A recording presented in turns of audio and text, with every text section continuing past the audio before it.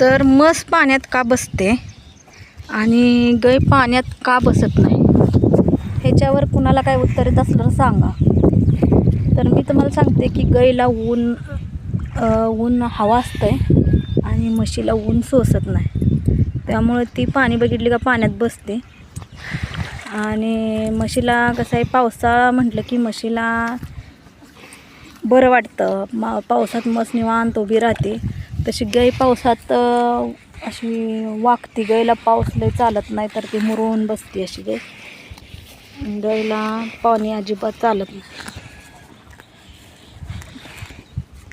पाणी प्यायला पण तिला लय चालत नाही. ती जिभीनं नुसतं थोडंसं आधी बघती, जिभीनंच पाणी चाटत असते गाय. आणि म्हस बघा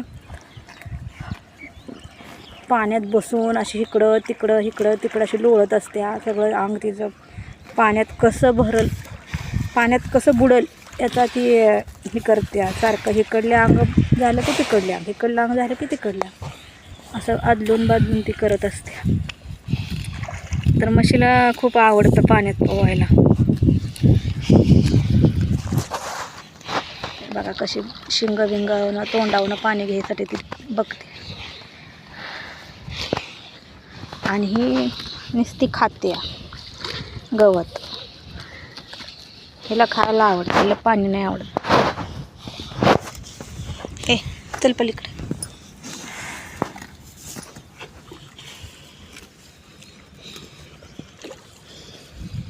चला आता बस झालं पवायचं, चला आता हिंडायला.